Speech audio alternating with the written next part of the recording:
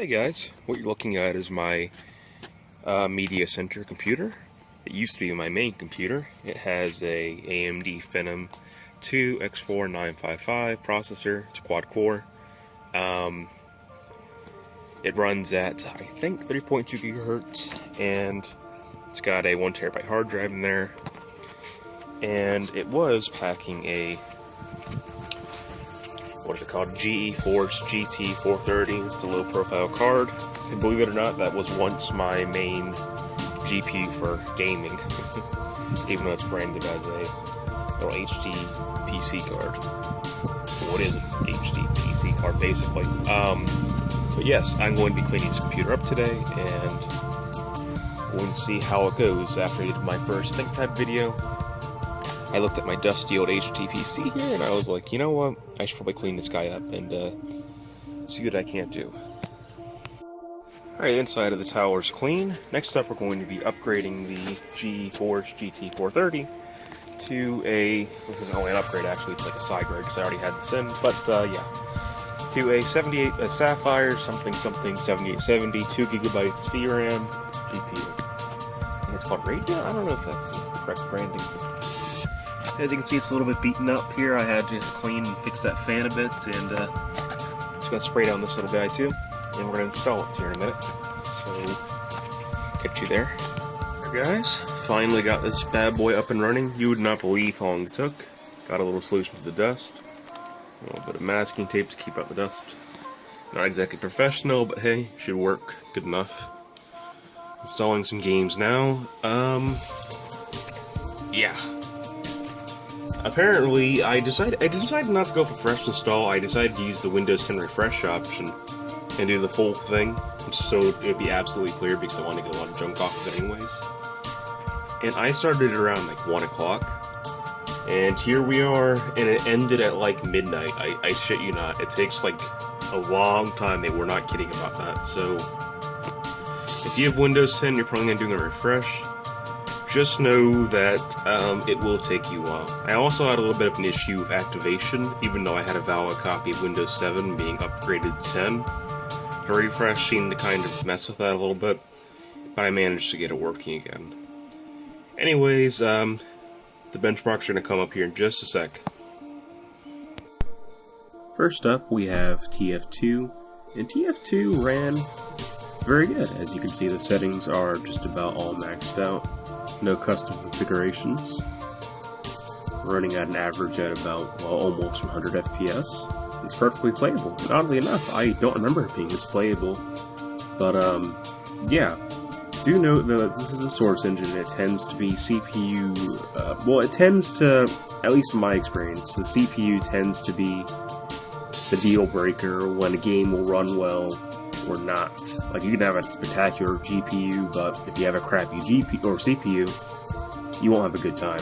Yeah, this ran very well, but do note with TF2 especially, and again, this probably applies to Source games because it's all the same engine, except for Portal 2 because it has a marginally updated version of the engine, sort of, kind of. Yeah, but anyway, the maps. Like, if you play on a bigger map, like this map is decently sized, but there are bigger maps, I believe. Depending on the size of the map, that may affect your performance. Like, if you play on King of the Hill Harvest, which is a small King of the Hill map, as the name implies, you're gonna get pretty good FPS, probably, if you have a reasonable computer. But if you play on a big map, like, say, I don't know, Cactus Canyon, you may find that you have not so good performance. But anyway, yeah. This ran really good, and I'm really happy with the way it turned out. Next we have Portal 2, again running at maxed out settings. This time it's running at an average at about almost 60 FPS, and overall it ran really good, as you might expect. Not quite as good as the TF2 version, but 60 FPS, or 59 in this case, which, tomato tomato, is perfectly acceptable. And if you're watching the footage, you may notice I'm a little slow on the puzzle solving. It's been a while since I played Portal 2. It's one of my favorite games, but again, I don't remember all of the puzzles. But yeah, it ran very well, very smoothly. And to my knowledge, the source engine for this game was actually Well, it wasn't up. Well, yes, it was updated a little bit for graphics features, I believe, and some other things. So, like, although Source Engine, this is kind of like an updated Source Engine that's running, so that may explain the FPS drop. But I don't have that much experience with Source Engine. I mainly work in Unity and C# based engines. If I do, I haven't really been. I'm taking a break from game dev, but yeah, that might explain the reason for FPS drops. But overall, perfectly playable, and yeah, definitely holding up here. Next up, we have the Talos Principle. It ran perfectly fine at a stable, or an average of 53 frames per second. And in-game, it felt perfectly fine, no jitters, no nothing. And yeah, played pretty damn well. So yeah. Not a whole lot to say about this one. I still haven't finished it. My friend has, and he says it's the closest thing he's had to a religious experience, but yeah, aside from that, it's definitely a great puzzle game, and from what I've heard anyways, I've played a little bit of it. It's hard, even early on. But yeah, I need to finish it up. It was made by Croteam, and they have a lot of the guys who worked on Serious Sam and such. So yeah, cool game, and it runs great. So, good.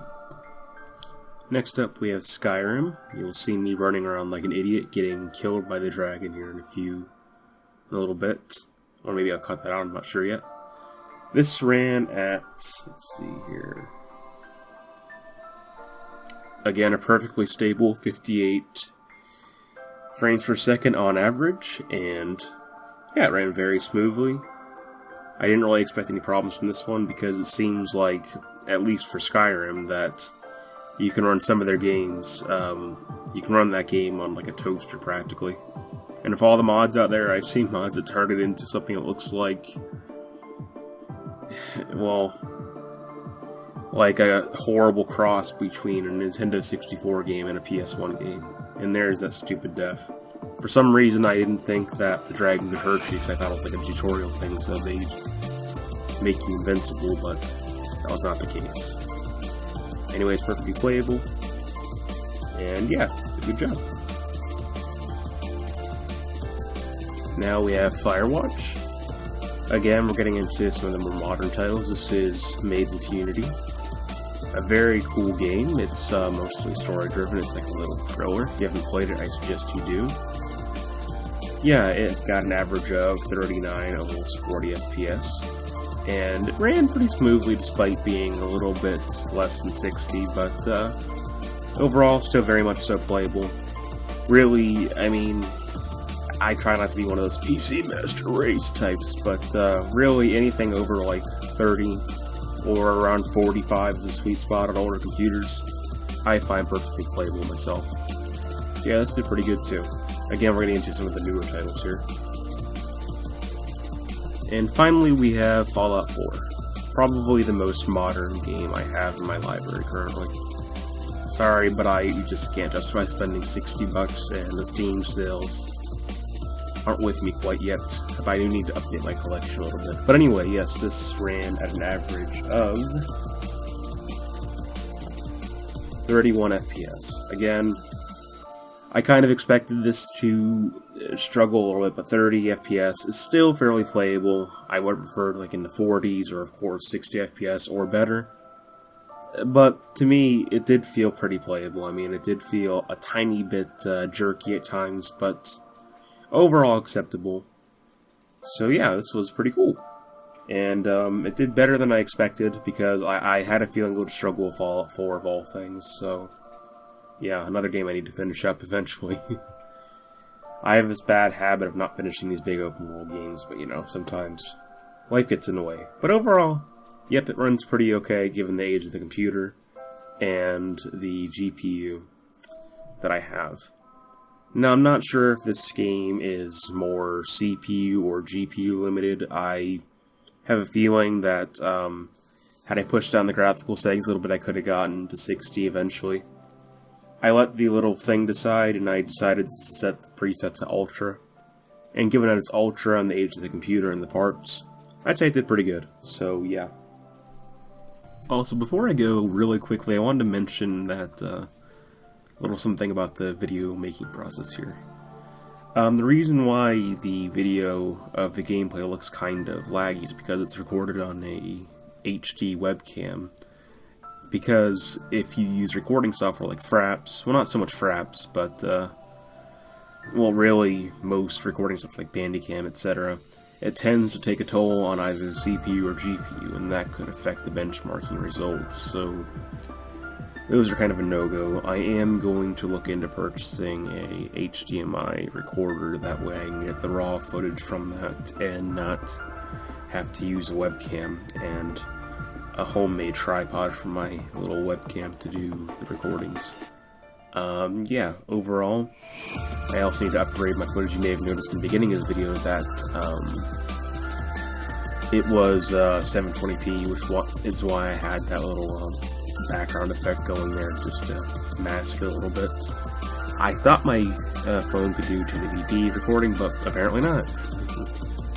So yeah, definitely looking at hardware upgrades, so I will handle that. But again, thanks for watching, and any suggestions or anything like that are welcome. Thanks for watching.